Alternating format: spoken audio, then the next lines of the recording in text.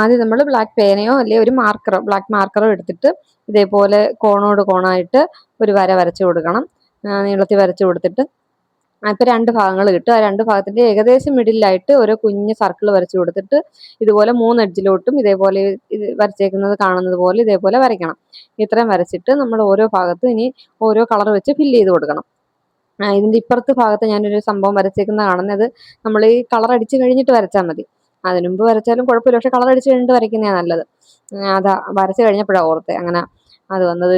ഇനി ഇപ്പോൾ ഒരിടത്ത് ബ്ലൂ അടിച്ച് ഇനി അടുത്ത ഗ്രീൻ അടിക്കാൻ പോവാം. അതേപോലെ നമ്മൾ 6 6 ഡിഫറൻ്റ് ആയിട്ടുള്ള കളറുകൾ ഏകദേശം ഒരേപോലുള്ളതൊന്നും കൊടുക്കണ്ട. ഞാനിപ്പം ഓറഞ്ചും ചുവപ്പും കൊടുത്ത്, എന്നാലും അത്രയും പോലും അത്ര സിമിലർ ആയിട്ടുള്ളതൊന്നും കൊടുക്കണ്ട, വ്യത്യസ്തമായിട്ടുള്ള ഷെയ്ഡുകൾ കൊടുക്കണം. എന്നിട്ട് പിന്നെ ബ്ലാക്ക് പേനയോ മാർക്കറോ വെച്ചിട്ട് ഇതുപോലെ വരച്ച് കൊടുക്കണം ഫുള്ള് എല്ലായിടത്തും. പിന്നെ റെഡ് വരച്ചതിനകത്ത് മേളിൽ മുട്ടിയിട്ടില്ല, അത് പക്ഷേ മുട്ടിച്ച് വേണം വരയ്ക്കാൻ, എന്നാലേ വൃത്തിയാകത്തുള്ളൂ.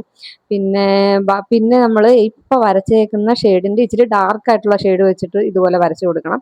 എല്ലാ കളറുമായിട്ടും മാച്ച് ആവുന്ന രീതിയിലുള്ള ഡാർക്ക് ഷെയ്ഡ് വരച്ച് കൊടുക്കണം. ഒന്നിലും ബ്ലാക്ക് ഉപയോഗിക്കരുത്, ബ്ലാക്ക് ഉപയോഗിച്ചാൽ ശരിയാവത്തില്ല. എല്ലാത്തിൻ്റെയും കുറച്ചെങ്കിലും മാച്ച് ആവുന്നു. പക്ഷേ എനിക്ക് ആ റോസ് വരച്ചേക്കുന്നിടത്ത് വയലറ്റ് വരച്ചാൽ മാത്രമേ ഉള്ളൂ അധികം മാച്ച് ആവാഞ്ഞത്. ഇതെല്ലാം ഇത്രയും വരച്ചു കൊടുത്തിട്ട് നമ്മൾ ഇനി ഒരു മാർക്കർ വെച്ചിട്ട് അതിൻ്റെ ബാക്കി എക്സ്ട്രാ മേളിൽ വരുന്ന ഭാഗത്ത് ബ്ലാക്ക് കളർ ഫില്ല് ചെയ്ത് കൊടുക്കണം.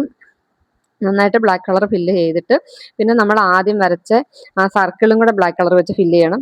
നമുക്ക് വൈറ്റ് കളറിൽ എന്തെങ്കിലും പേനയോ മാർക്കറോ എന്തെങ്കിലും ഉണ്ടെങ്കിൽ അത് വെച്ചിട്ടൊന്ന് പോയിന്റ് ചെയ്തെടുത്താൽ നല്ലതായിരിക്കും. ഈ നമ്മുടെ ഈ വൈറ്റ്നർ ആയാലും മതി, അത് വെച്ചിട്ട് അതിലൊന്ന് പോയിന്റ് ചെയ്തെടുത്താൽ ഇത്തിരി കൂടെ ഭംഗിയായിരിക്കും. ഇത്രയും കളർ അടിക്കുമ്പോൾ തന്നെ നമുക്ക് നല്ലതായിട്ടൊരു 3D പിക്ചർ പോലെ നല്ല രീതിയിൽ കിട്ടും. പിന്നെ ഞാൻ ഇത് വരച്ച് കഴിഞ്ഞപ്പോൾ ഇതിൻ്റെ ഇടയ്ക്ക് ഇതിൻ്റെ അപ്പുറത്തെ പേപ്പറിൻ്റെ ഇടയ്ക്ക് എന്തെങ്കിലും ഒരു പേപ്പറോ കവറോ വെക്കണമായിരുന്നു, പക്ഷെ വെക്കാൻ പറ്റിയില്ല. അതുകൊണ്ട് 2 3 പേപ്പർ